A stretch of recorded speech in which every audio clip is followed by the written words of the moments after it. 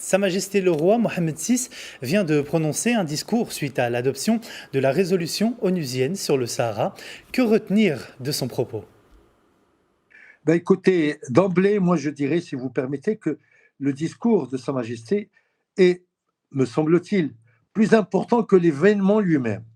C'est un discours qui a duré à peu près 9 minutes, d'un concentré pédagogique et didactique extraordinaire, comme à son habitude, et donc où il y a évidemment une déclinaison de plusieurs thématiques avec des paramètres évidemment inédits, comme l'invite officielle qui a été adressée par le souverain au président algérien, avec cette, j'allais dire, cette qualification: je m'adresse au frère Abdelmajid Tebboune, c'est-à-dire en fait, il a prononcé et son prénom et son nom, et évidemment la qualité de frère. Ça, c'est très important.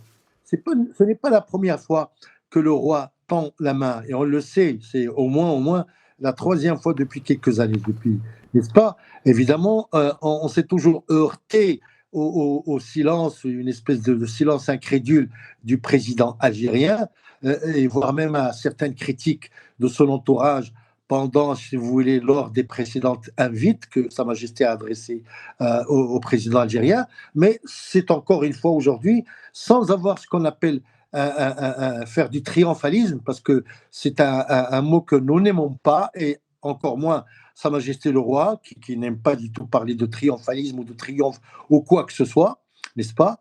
La preuve, c'est qu'il y a une espèce de raisonnabilité, si vous permettez l'expression, c'est-à-dire qu'en fait, nous sommes dans un temps où la réelle politique nous impose, je veux dire, aussi bien au Maroc qu'à l'Algérie, n'est-ce pas, de dépasser, comme le souverain le souligne encore, les contingences pour se réunir et trouver une solution. Parce que le problème, ce n'est pas uniquement, pardonnez-moi l'expression, le Sahara, ce n'est pas seulement le Sahara, il y a aussi la relation bilatérale entre l'Algérie et le Maroc, et c'est elle le fond du problème. Si vous voulez, c'est un petit peu le vecteur qui a fait que la crise du Sahara a eu lieu.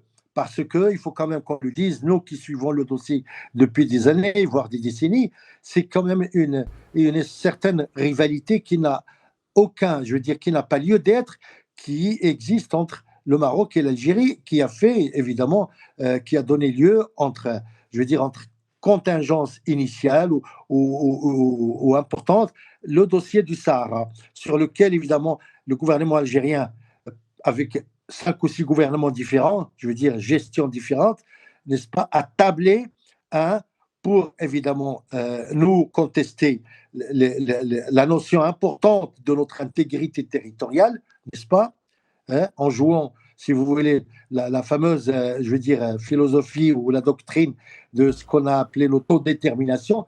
D'ailleurs, Lavrov lui-même, dernièrement, ministre des Affaires étrangères de Russie, a souligné qu'il n'y avait pas contradiction entre autodétermination et intégrité territoriale, c'est-à-dire en fait, et autonomie, pardonnez-moi l'expression. Et c'est exactement ce qui se dit aujourd'hui chez nous. Le souverain, il pense, le souverain le défend, ce principe, n'est-ce pas, à double dimension. Et donc, le fait que le souverain, dans son discours aujourd'hui, très important, significatif, historique, je n'ai pas de mots en fait, parce que c'est tellement grand ce discours, qu'évidemment, il a décliné toute la philosophie, toute la doctrine du souverain, de Sa Majesté Mohammed VI, qui est le premier et restera le dernier aussi artisan, si vous voulez, de ce retour du Sahara marocain à la mère patrie. Alors dans son discours, Sa Majesté le roi Mohammed VI a également lancé un appel sincère à nos frères dans les camps de Tindouf à saisir justement cette opportunité historique pour retrouver les leurs. Que traduit ce message selon vous?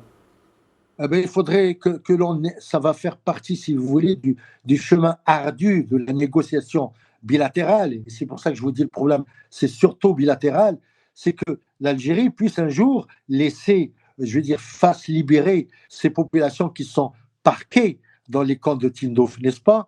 Il faudrait quand même en parler, parce qu'il faudrait que l'Algérie les libère pour qu'ils puissent rejoindre la mère patrie, qu'ils s'intègrent dans le Sahara libéré et puissent aussi jouir hein, Sa Majesté l'a souligné, des libertés, de la prospérité qui est en train de s'organiser, du partage qui va se faire des richesses et des initiatives, je veux dire, de prospérité, n'est-ce pas? Et tout ça, bien entendu, il va falloir le négocier. Ça ne tombera pas du ciel, n'est-ce pas? C'est un très, très, très long chemin et aussi un grave problème qu'il faut bien sûr aborder dans le cadre, si vous voulez, de ce on va appeler la bilatéralité. Parce que maintenant, avec, si vous voulez, le retour officiel, solennel, hein, proclamé par l'ONU du Sahara au Maroc, on va se retrouver en tête-à-tête avec l'Algérie. Eh bien, il n'y a pas que Tindouf, il y a les projets économiques en commun qui ont été sabordés,